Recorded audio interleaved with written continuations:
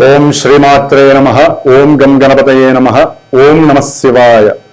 ఓం వాగర్ధావివ సంవృక్తో వాగర్ధ ప్రతిపత్తయే జగతః పితరో వందే పార్వతీ పరమేశ్వరో. పార్వతీ పరమేశ్వరాభ్యాం నమః. శ్రీ గురు చరణారవిందాభ్యాం నమో నమః. వీక్షిస్తున్నటువంటి ప్రేక్షకులందరికీ కూడా కార్తీక మాస శుభాకాంక్షలు. ధర్మో రక్షతి రక్షితః.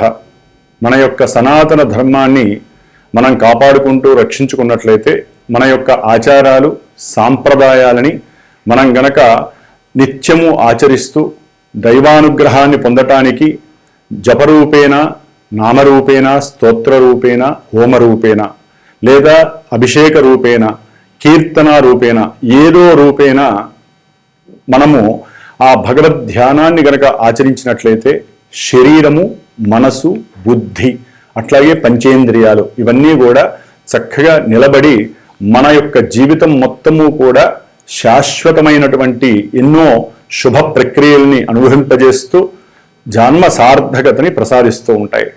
ముఖ్యంగా వీక్షిస్తున్నటువంటి ప్రేక్షకులందరూ కూడా ఒక విషయాన్ని గుర్తుపెట్టుకోండి.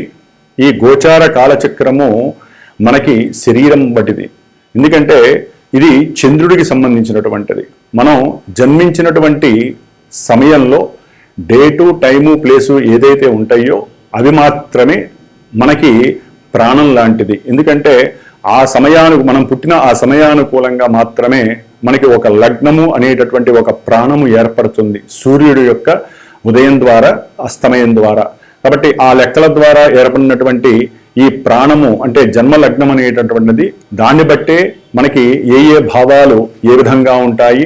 అది ఆరోగ్యము, ధనము, విద్య, సహాయ సహకారాలు, ఇట్లా ముఖ్యంగా వివాహము, సంతానము, కర్మ, ఉద్యోగము, వ్యాపారము, అభీష్ట సిద్ధి, చివరికి మనం పోయేటటువంటి నిద్ర, ఇవన్నీ కూడా ఆ భావాల్ని బట్టి మాత్రమే ఆధారపడి ఉంటాయి.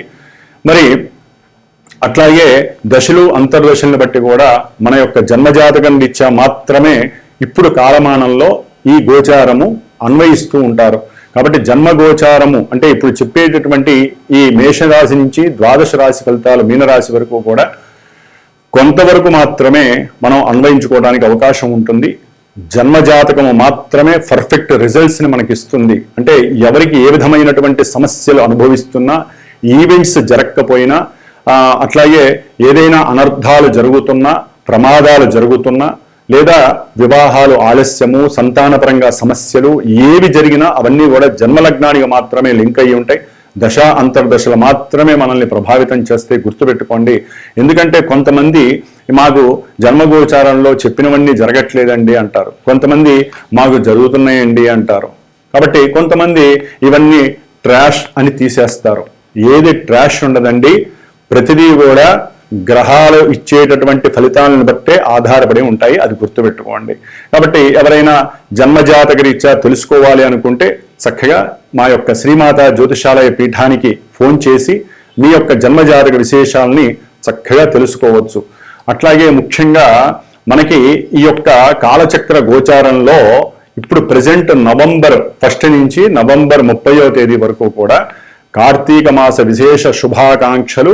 అట్లాగే కార్తీక మాసంలో ఎన్నో విశేషమైనటువంటి పండుగలు మనకి కనిపిస్తూ ఉంటాయి. 5వ తారీఖు నవంబర్ 5 పౌర్ణమి, కార్తీక పౌర్ణమి కావచ్చు. 8వ తారీఖు సంకష్టహర చతుర్థి గణపతి పండగ కావచ్చు. అట్లాగే నవంబర్లో మనకి 18వ తారీఖు మాస శివరాత్రి, 20వ తారీఖు కార్తీక అమావాస్య గురువారము.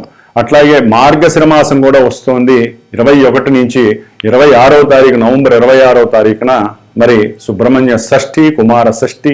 మనకి సంవత్సరానికి ఒకసారి ఆ సుబ్రహ్మణ్యేశ్వర స్వామి వారి యొక్క అనుగ్రహం మనకి లభిస్తూ ఉంటుంది. కాబట్టి వివాహం కానటువంటి వాళ్ళు, ఆలస్యమైనటువంటి వారు, దంపతుల మధ్య ఏదైనా ఎడబాట్లు జరిగినటువంటి వాళ్ళు, అట్లాగే జన్మజాతకంలో కుజదోషాలను ఉంటాయి. మన జన్మజాతకంలో లగ్నం నుంచి, చంద్రలగ్నం నుంచి కూడా 1, 2, 4, 7, 8, 12 ఈ స్థానాల్లో కుజగ్రహం ఉన్నా, కుజగ్రహ దృష్టి ఉన్నా కూడా కుజశుక్రుల సంబంధము ఉన్నా కూడా ఎన్నో రకాలైనటువంటి సమస్యలు వివాహపరంగా కావచ్చు, సంతానపరంగా కావచ్చు, ఇట్లా కుజదోషాలని మనకి ఎన్నో ఇబ్బందులు, కాలసర్పయోగ దోషంలో కూడా కుజగ్రహ ప్రభావం ఉంటుంది. అట్లాగే ముఖ్యంగా 28వ తారీఖు కాలభైరవాష్టమి. కాబట్టి ఇన్ని రకాల పండుగలు మనకి కార్తీక మాసంలో కనిపిస్తున్నాయి, మార్గశిర మాసంలో. కాబట్టి ఈ యొక్క కాలచక్రంలో ఇప్పుడు నవంబరు 17 వరకు కూడా సూర్యుడు మరి కాలచక్రంలో అధిష్టాన దేవత, అధినేత అయినటువంటి రారాజు అయినటువంటి సూర్య భగవానుడు ఆయన నీచస్థితి అయినటువంటి తులారాశిలో ఉండి, తర్వాత నవంబర్ 17 నుంచి కూడా చక్కగా మిత్రరాశి అయినటువంటి కుజరాశిలోకి వెళ్ళి, అంటే వృశ్చిక రాశిలోకి ప్రవేశించేసి కుజుడితో కలిసి ఉంటాడు. అదేవిధంగా కుజగ్రహము ఈ అక్టోబర్ 27వ తేదీ నుంచి కూడా డిసెంబర్ 7వ తేదీ వరకు కూడా తన యొక్క స్వక్షేత్రమైనటువంటి వృశ్చిక రాశిలో ఉంటుంది.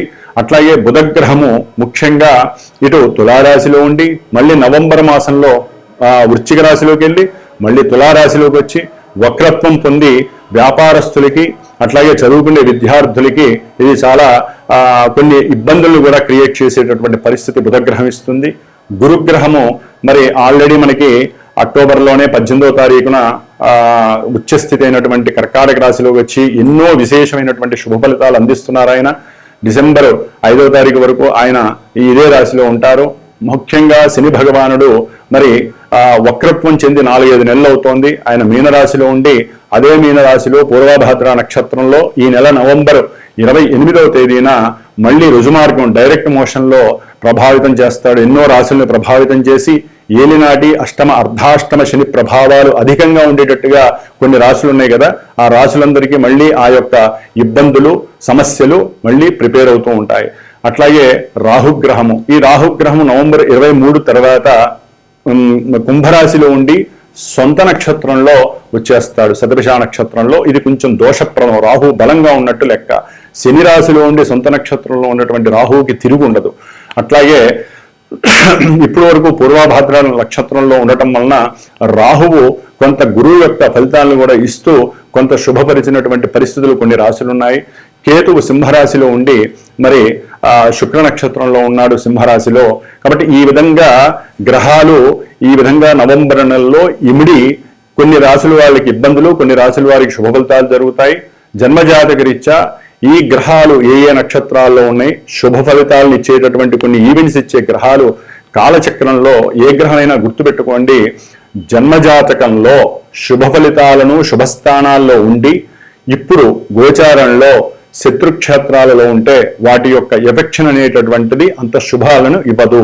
అట్లాగే మనం పుట్టినప్పుడు జన్మజాతకంలో కొన్ని గ్రహాలు నీచక్షేత్రాలు, పాపక్షేత్రాలలో ఉండి ఇప్పుడు ప్రజెంట్ గోచారంలో మిత్రక్షేత్రాలు కావచ్చు, తన యొక్క సొంత ఇంట్లో కానీ ఉచ్చక్షేత్రాల్లో ఉంటే చాలా వరకు శుభ ఫలితాలను ఇవ్వడానికి ఈ గోచార చక్రము చాలా ఉపయోగపడుతుంది. అవి తెలుసుకోవడానికే మరి గోచార చక్రం రీత్యా ఎంతో మంది గురువులు చక్కగా వారికి ఉన్నటువంటి జ్ఞానాన్ని, లోక విజ్ఞానాన్ని, అంతరిక్ష విజ్ఞానాన్ని మీ అందరికీ తెలియజేస్తున్నారు.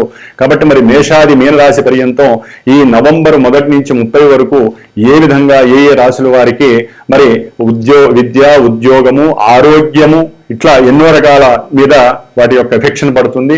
అవన్నీ కూడా వీక్షిద్దాము. ముఖ్యంగా శ్రీమాత జ్యోతిషాలయ పీఠంలో ఎప్పుడూ ఏదో ఒక పూజలు, జపాలు, హోమాలు జరుగుతూ ఉంటాయి. కాబట్టి ఆ యొక్క విశ్లేషణని మీకు తెలియజేద్దామనే ఉద్దేశంతో మరి ముఖ్యంగా ఈ యొక్క నవంబర్ నెలలో 14వ తారీఖు 13-14వ తేదీన కాశీ క్షేత్రంలో ఎవరైతే ఏలినాటి అష్టమ అర్ధాష్టమ శనిగ్రహ ప్రభావం వలన ఎన్నో ఆర్థిక ఇబ్బందులు, మానసిక రుగ్మతలు, ముఖ్యంగా మోకాల నొప్పులు కావచ్చు, శరీరంలో ఎన్నో రకాలైనటువంటి దీర్ఘకాలిక వ్యాధులు ఉన్నాయి. అవి చెప్పుకుంటూ పోతే చాలా ఇబ్బందులుగా ఉంటాయి మానసికి. కాబట్టి ఎవరైతే అనారోగ్య రీత్యా బాధపడుతూ ఉంటారో, ఎవరైతే మానసికంగా డిప్రెషన్ లెవెల్లో ఉంటారో, అనుకున్న పనులన్నీ ఆలస్యంగా జరుగుతూ ఉంటాయో వాళ్ళందరికీ శనిగ్రహ దోష కర్మదోష పరిహారార్థమై కాశీ క్షేత్రంలో ఈ నవంబర్ నెలలో 12వ తారీఖు నుంచి 16వ తారీఖు మధ్యలో 13-14 తారీఖుల్లో పరమేశ్వరుడికి గంగానది ఒడ్డున కూర్చొని చక్కగా వేదమూర్తుల యొక్క బ్రాహ్మణుల యొక్క సమక్షంలో గంగాజలంతో మృత్తికాలింగార్చన శతలింగార్చన అంటే 108 లింగాలు చక్కగా మృత్తిక పుట్టమ్మలతో తయారు చేసి మహన్యాసపూర్వకంగా ఎవరైతే గోత్రనామాదులు అందజేస్తారో పీఠానికి ఫోన్ చేసి వారికి ఉన్నటువంటి దోషాలు పోవటానికి, వారికి ఉన్న రుగ్మతలు పోవటానికి, అనారోగ్య దోషాలు పోవటానికి మాత్రమే ఈ యొక్క కార్యక్రమం పెట్టబడింది. కాబట్టి ముఖ్యంగా పితృదోషాలు, మాతృదోషాలు, సర్పదోషాలు, కుజుదోషాలు అనేవి చాలా ఉంటాయి. ఇవన్నీ పోవడానికి ఇది ఒక చిన్న అవకాశంగా తీసుకుంటే చాలా ఉపయోగపడుతుంది. కాబట్టి ఈ యొక్క కాశీ క్షేత్రంలో చేసేటటువంటి ఈ యొక్క పూజలో రుద్రాక్షలకి కూడా అభిషేకం చేసి ఆ రుద్రాక్షలు వారికి ఇవ్వబడుతుంది. ముఖ్యంగా నవంబర్ 26వ తేదీన మార్గశిర మాసంలో వచ్చేటటువంటి సుబ్రహ్మణ్య షష్ఠి, స్కంద షష్ఠి రోజున పీఠంలో విశేషంగా 21వ తేదీ నుంచి 5 రోజులు 6 రోజులు స్వామివారి సర్పసూక్త పారాయణ అంటే కుజదోషాలు, సర్పదోషాలు ఉన్నటువంటి వారికి ఈ యొక్క సుబ్రహ్మణ్యేశ్వర స్వామికి ప్రీతికరమైనటువంటి రాహుకేతు దోష నివారణార్థమై సర్పసూక్త జపము, అట్లాగే 26వ తేదీన పీఠంలో ఉదయం నుంచి మధ్యాహ్నం వరకు కూడా కళ్యాణం, ముఖ్యంగా మగవాళ్ళకి లేదా స్త్రీలకి కళ్యాణం కానటువంటి వాళ్ళకి, లేకపోతే కళ్యాణమై భార్యాభర్తలు విడిపోయినటువంటి వారికి అన్యోన్యత కొరకు, కళ్యాణం శీఘ్రంగా అవడానికి, జన్మజాతకంలో ఎవరికైనా కుజ దోషాలు, రాహుకేతు దోషాలు ఉంటే వారికి మాత్రమే, ముఖ్యంగా ఈ కోర్టు కేసుల్లో ఎన్నో ఇబ్బందులు పడుతూ ఉన్నటువంటి వారు ఉంటారు, ఎన్నో రకాల సమస్యలు. కాబట్టి ఆ యొక్క సమస్యలు ముఖ్యంగా వివాహము, సంతానము, అట్లాగే విద్యలో ఆటంకాలు, వీటికి సంబంధించి కుజరాహుకేతు దోషాలు పోవడానికి సుబ్రహ్మణ్య షష్ఠి మనకి సంవత్సరానికి ఒకసారి వస్తుంది. ఆ రోజున శ్రీ వల్లీ దేవసేన సమేత శ్రీ సుబ్రహ్మణ్యేశ్వర స్వామి వారి యొక్క కళ్యాణం జరుగుతుంది. కాబట్టి కళ్యాణం కోరుకునేటటువంటి వాళ్ళు చక్కగా ఆ యొక్క కళ్యాణంలో పార్టిసిపేట్ చేయొచ్చు. హైదరాబాద్లోనే కాబట్టి వచ్చేవాళ్ళు చక్కగా రావచ్చు. అట్లాగే అదే రోజున కళ్యాణం అయిన తర్వాత హోమం ఉంటుంది, సుబ్రహ్మణ్య పాశుపత రుద్ర హోమము. దీంట్లో అన్ని రకాల హోమాలు వస్తాయి కాబట్టి చక్కగా ఆ హోమం వలన కూడా మీకు చాలా ఈ 2 కార్యక్రమాలు కూడా పీఠంలో విశేషంగా జరుపబడేటటువంటివి ఈ నవంబర్ నెలలో. కాబట్టి ఎవరైనా సరే పాల్గొనగలిగే వాళ్ళు ప్రత్యక్షంగా అయినా రావచ్చు. దూర ప్రాంతాల్లో ఉన్నటువంటి వాళ్ళు మా యొక్క పీఠానికి ఫోన్ చేసి మీ గోత్రనామాదులు ఇచ్చి దానికి తగినటువంటి దక్షిణని అందజేయగలిగితే గనక మీకు చక్కగా ఆ యొక్క కార్యక్రమాలు చేసి వాటి యొక్క ఫలితాన్ని ఇవ్వగలిగేటట్టుగా ఈ యొక్క పీఠము నిర్వహించబడుతోంది. కాబట్టి ఇప్పుడు మనం మేషాది మీనరాశి పర్యంతం ఉన్నటువంటి 12 రాశి ఫలితాలని గురించి చక్కగా విపులీకరించి సూక్ష్మీకరించి తెలుసుకునే ప్రయత్నం చేద్దాం. ఓం గం గణపతయే నమః.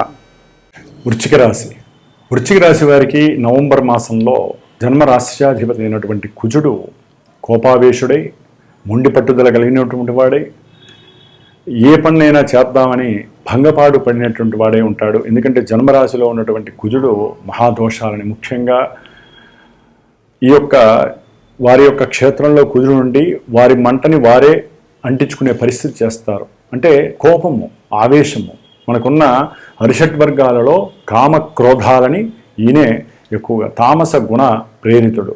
అందుకని కుజగ్రహము 7వ స్థానం మీద వీక్షణ చేయటం, 4లో ఉన్నటువంటి రాహు వలన విద్యలో ఆటంకాలు, అనుకున్న సంకల్పాల్లో విభేదాలు, భార్యాభర్తల మధ్య ఎడబాట్లు, ధనపరమైనటువంటి సమస్యలు, వ్యాపారంలో వీరంతటి వీరే అవతల వాళ్ళని అవమానించటము, లేకపోతే ధనపరంగా వాళ్ళని అనుమానంగా చూడటము, లేకపోతే ధనపరమైనటువంటి విషయాలలో సరైనటువంటి నిర్ణయాలు తీసుకోలేక స్వయంకృతంతో వీరికి ఉన్నటువంటి యాటిట్యూడ్స్ లోపం వలన, లేకపోతే ప్రతిదీ అవమానించటము, అవతల వ్యక్తితో అగ్రెసివ్గా కోపంతో మాట్లాడడం వలన కొన్ని వీరికి వచ్చే అవకాశాలన్నీ కూడా వీరే పాడు చేసుకుంటూ ఉంటారు. ముఖ్యంగా ఆరోగ్య రూపం, రక్త సంబంధిత దోషాలు, బీపీ లెవెల్స్ పెరిగిపోయి వీరి అనారోగ్యము కలిగే అవకాశం ఉంటుంది. ముఖ్యంగా జననాంగాలు అనేటటువంటివి అంటే ఔటర్ ఆర్గాన్స్ అనేవి ఉంటాయి మనకి.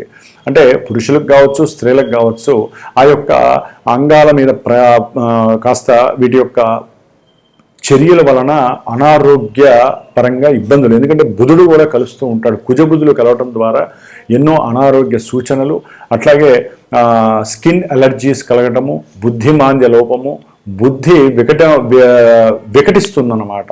అవసరం లేనటువంటి వాగ్వాదన, ఆకస్మికంగా ఎవరో పరిచయం అవటము, వ్యాపారస్తులతో గొడవలు పడటము, లేకపోతే బంధుమిత్రాదులతో లేనిపోయిన సమస్యలు సృష్టించుకోవటము, భార్యతో ఇష్టం వచ్చినట్టు మాట్లాడి విభేదాలు, ఎడబాట్లు జరిగే అవకాశము, లేకపోతే ఏది కనిపిస్తే అది పగలగొట్టడము, ఇలాంటివన్నీ వృశ్చిక రాశి వాళ్ళు జరుగుతుంటాయి. అయితే గురుడు యొక్క దృష్టి వలన వీరు చాలా వరకు వీటిల్లో కంట్రోల్ అయిపోతూ ఉంటారు. కుజదోషం ఉన్నప్పటికీ కూడా గురుడు యొక్క దృష్టి ఈ యొక్క వృశ్చిక రాశి మీద పడటం వలన పూర్వజన్మ పుణ్యమో ఈ జన్మలో వీరంతకుముందు చేసుకున్నటువంటి పుణ్య ఫలితమో వీరిని కాపాడుతుంది. కాబట్టి కంగారు పడాల్సిన అవసరం లేదు. కుజగ్రహానికి సంబంధించిన దోష పరిహారార్థమే సుబ్రహ్మణ్య ఆరాధన చేయండి. కంట్రోల్ అయ్యే అవకాశం లభిస్తుంది. రక్త దోషాలు పోతాయి. అనారోగ్య లోపాలు నశిస్తాయి. గురువు యొక్క దృష్టి వీరిని కాపాడుతూ ఉంటుంది. గుర్తుపెట్టుకోండి. ముఖ్యంగా ధనకారకుడైనటువంటి ధనాధిపతి పంచమాధిపతి అయినటువంటి గురుడు మంచి ఉచ్చస్థితిలో భాగ్యంలో ఉండటం ద్వారా విపరీతమైనటువంటి ఆర్థిక ధనలాభాదులు, గృహయోగాలు, వాహన యోగాదులు, పిల్లలకి సంబంధించినటువంటి విద్యల్లో కొత్త మార్పులు తీసుకురావటము, వారి యొక్క చదువుల గురించి బాగా ఖర్చు పెట్టడము, అవసరమైతే దేన్నైనా అమ్మేసైనా సరే పిల్లల యొక్క చదువుల గురించి వీరు ఖర్చు పెట్టే స్వభావము, మాతాపితృల యొక్క ఆర్జన లభించడము, ఆకస్మికంగా ధనలాభాలు కలగటము. అయితే రవి ఇప్పుడు లాభంలో ఉన్న 12వ స్థానంలో ఉన్నప్పటికీ కూడా దశమాధిపతియే ఈ నెలాఖరు తర్వాత వీరికి జన్మరాశిలోకి వచ్చి రవికుజుల యొక్క బంధనం కర్మదోషాలని పట్టి పీడిస్తూ ఉంటుంది. ముఖ్యంగా ఎవరైతే ఉద్యోగాలు చేస్తూ ఉంటారో ఆ ఉద్యోగానికి సంబంధించిన మార్పులు, చేర్పులు, అవమానాలు, ఉద్యోగాల్లో ఎన్నో అవసరం లేనటువంటి విషయాలన్నీ కూడా ఉద్యోగంలో భంగపాటులు, ఉద్యోగం పోయిందని చెప్పి వీరు నేను ఏదో ఒకటి చేసేసుకోవాలనే ఆలోచనలు కలగటం, ఇవన్నీ తీసి పక్కన పెట్టండి. ఆదిత్య హృదయం చదవండి. మీ మైండ్ని ఆయన యాక్టివేట్ చేస్తారు. ఎటువంటి ఇబ్బందులు లేకుండా సూర్య భగవానుడు మిమ్మల్ని కాపాడుతూ ఉంటాడు. కాబట్టి ముఖ్యంగా దశమంలో ఉన్నటువంటి కేతువు కూడా కొంచెం అన్కాన్షియస్ ఇబ్బందులు కలుగు చేస్తూ ఉంటాడు. ఉద్యోగంలో ఆటంకాలు, ఇబ్బందులు, మార్పులు, చేర్పులు ఇలాంటివి కలిగిస్తూ ఉంటాడు. అట్లాగే సంతాన విషయంలో పంచమ స్థానంలో ఉన్నటువంటి శని ఆలస్యాన్ని కలుగు చేస్తూ ఉంటాడు. గురుడు యొక్క దృష్టి వలన వీళ్ళిద్దరూ అంటే భార్యాభర్తలు అనుకున్నా కూడా ఏదో ఆలస్యం ద్వారా సంతానం కలగకపోవడం, సంతానం ఉన్నా కూడా ఏదో రకమైన అనారోగ్య లోపాలు, గర్భధారణకి సంబంధించినటువంటి సమస్యలు, ఇవన్నీ కూడా వీరిని ఇబ్బంది పెట్టే పరిస్థితి ఉంటాయి. కాబట్టి శనిగ్రహము, విద్యార్థులు ముఖ్యంగా రాహుగ్రహము చతుర్థ స్థానంలో ఉండటం ద్వారా వీరికి విద్య యందు ఆటంకము, అభిలాష తగ్గటము, అవసరం లేనటువంటి ఫ్రెండ్స్ వలన ప్రయాణాలు చేయటము, ఇవన్నీ ఏంటంటే వీళ్ళని ఇబ్బంది పెట్టే పరిస్థితులు ఉంటూ ఉంటాయి. కొంచెం నాలెడ్జ్ని తగ్గించే ప్రభావం ఎక్కువగా ఉంటుంది. వాహనాలతో జాగ్రత్తగా ఉండండి. వాహన సమస్యలు వస్తాయి. వాహనాల ప్రమాదాలు జరిగే అవకాశాలు ఉంటాయి. కుజరాహువుల యొక్క సంబంధం మంచిది కాదు. అతి ఆవేశంతో మీరు ప్రయాణాలు చేయకండి. గృహంలో కూడా తల్లి యొక్క ఆరోగ్యం పట్ల కొంచెం శ్రద్ధ వహించండి. కొంచెం అన్కాన్షియస్ లెవెల్స్ కానీ లేకపోతే కొంచెం ఇబ్బందులు కానీ కలిగే అవకాశం కలుగుతుంది. కొంచెం జాగ్రత్త పడండి. 12లో ఉన్నటువంటి శుక్రుడు కొంత భార్యాపరమైనటువంటి సుఖాలని, భోగాలని అందజేస్తాడు. భార్య యొక్క అనారోగ్య సూచనలు కూడా కలుగజేసే అవకాశాలు ఉన్నాయి. కాబట్టి కొంచెం జాగ్రత్త పడండి. ఏదేమైనప్పటికీ వీరు గురుబలం వలన చాలా చాలా అనుకూలమైనటువంటి పరిస్థితులు. వ్యాపారస్తులకైతే కనుక కొంచెం అప్పుడప్పుడు అనుకోకుండా లాభాలు కాస్త వైపరీత్యాలుగా మారే అవకాశం ఉంటుంది. సరైన లాభాలు కలగకపోవచ్చు. బుధగ్రహానికి సంబంధించి బుద్ధికి గణపతి అనుగ్రహం తీసుకోవడానికి వీరు గణపతి అష్టోత్తరాన్ని నిత్యము చేయటం ద్వారా వ్యాపారస్తులకి యోగం కలుగుతుంది. ఓం శ్రీమాత్రే నమో నమః. వీక్షిస్తున్నటువంటి ప్రేక్షకులందరికీ ఒక చిన్న విన్నపం అండి. మనకి ఈ యొక్క కమ్యూనికేషన్ అంటే ఇంటర్నేషనల్ కమ్యూనికేషన్ కావచ్చు, దూరాభారాల్లో ఉన్న వాళ్ళు కావచ్చు, మనకి దగ్గరలో ఉండి ఎప్పుడు మనం సెల్ ఫోన్ వాడుతూ ఉంటాం. ఆ సెల్ ఫోన్లో ఎక్కువగా యాక్టివేట్ చేసేది మనం వాట్సప్. అంటే కమ్యూనికేషన్లో ముఖ్యమైనటువంటి భాగం ఏదైనా అంటే సెల్ ఫోన్లో వాట్సప్. తెల్లారు లేస్తే వాట్సప్ ఆన్ చేస్తే మన బంధువుల ద్వారా కావచ్చు, ఆయన ద్వారా కావచ్చు, తల్లి, తండ్రి, కొడుకు ఎవరైనా సరే ఆ వాట్సప్ అనేటటువంటి ఆ వాట్స్ యాప్ని ఎక్కువగా యూజ్ చేస్తూ చాలా తన్మయత్వాన్ని, ఆనందాన్ని, ఎక్కడెక్కడ విషయాలని మనం చేరవేసుకుంటూ వాట్సప్ అనే ద్వారా చక్కగా వీడియో కాల్లో మాట్లాడతాం, మామూలుగా వాయిస్ కాల్ మాట్లాడతాం, మెసేజ్లు పంపిస్తూ తీసుకుంటూ ఉంటాం. మరి ఇటువంటి వాట్సాప్ని మరి ప్రస్తుత పరిస్థితుల్లో మరి ఇది అమెరికా యాప్ అని చెప్పి విన్నాను. మరి అమెరికాలో ఉన్న ఫ్లక్చువేషన్స్ వలన మరి దేని వలన తెలియదు వాట్సప్ అనేటటువంటిది మనకి పెద్ద అగాధమైనటువంటి విషయం అయిపోయింది. వాట్సప్లో మెసేజ్లు నెలకి ఇన్ని మాత్రమే పరిమితం చేస్తూ ఒక వ్యక్తికి ఒక మెసేజ్ చేస్తే అది పోతోంది. ఒక 250 మందికి మెసేజ్ చేయాలంటే ఒక్కసారే జరుగుతోంది. కాబట్టి మనకున్న కమ్యూనికేషన్ దెబ్బతింటోంది. కాబట్టి మన ఇండియాలో జోహో అనేటటువంటి ఒక తమిళ్ యాప్, తమిళియన్ ఒక ఆయన మరి అరట్టాయ్ అనేటటువంటి వాట్సాప్కి ప్రత్యామ్నాయంగా ఈ మెసేజెస్ కానీ ఏదైనా సరే మనకున్న టాలెంట్తో ఆయన ఏర్పాటు చేశారు కాబట్టి దీన్ని మనం అరట్టాయ్ అనేటటువంటి ఈ వాట్సాప్ బదులు మనం ప్రత్యామ్నాయంగా పెట్టుకుంటే మన కమ్యూనికేషన్ వ్యవస్థ దెబ్బతినకుండా ఉంటుంది. ఎందుకంటే ఉద్యోగాలు కావచ్చు, వివాహాలు కావచ్చు, మ్యాట్రిమోనియస్ కావచ్చు, జ్యోతిష్యం కావచ్చు, లేకపోతే మీకు శుభ పరిణామాలు, శుభ విషయాలు తెలియాలన్నా, ప్రపంచంలో జ్ఞానం, లోక జ్ఞానం తెలియాలన్నా వాట్సాప్ మీదే ఆధారపడి ఉన్నాం. ప్రస్తుత పరిస్థితుల్లో మనకి వ్యక్తులతో సంబంధం లేదు. మనకి ఈ యొక్క కమ్యూనికేషన్ వ్యవస్థ పడిపోకూడదు. సత్సంబంధాలు అనేవి ఆల్రెడీ కుటుంబాల్లో దూరం అయిపోయినాయి. ఏదో వాట్సాప్లోనే మనం ఆ సత్సంబంధాలని మనం చక్కగా అనుభవిస్తున్నాం. కాబట్టి అందరూ కూడా గుర్తుపెట్టుకోండి, అరట్టాయ్ అనేటటువంటి ఇండియన్ యాప్ని అందరూ చక్కగా పెట్టుకోండి. ఎందుకంటే నేను మీకు విషయం చేయాలన్నా మీరు ఆ అరట్టాయ్ యాప్లో ఉండాలి. కాబట్టి చక్కగా ఈ యొక్క యాప్ని అందరూ డౌన్లోడ్ చేసుకోండి. చక్కగా ప్లే స్టోర్కి వెళ్ళి అందరం కూడా ఈ యొక్క యాప్ ద్వారా మళ్ళీ మన యొక్క కమ్యూనికేషన్ని పునరుద్ధరణం చేసుకుంటూ ముందుకు వెళ్ళాలని, ఏదో నాకు తోచినటువంటి ఈ విషయాన్ని అందరికీ తెలియజేయాలని, నేను అనుభవిస్తున్నటువంటి వాట్సాప్ని కొంత ఇబ్బందిగా మారింది కాబట్టి మీరందరూ అరట్టాయిని యూజ్ చేయండి. భవిష్యత్తులో మనందరం కూడా ఆ యొక్క యాప్ ద్వారా కమ్యూనికేట్ చేసుకుంటూ శుభాలని చర్చించుకుందాం. ఓం శుభమస్తు.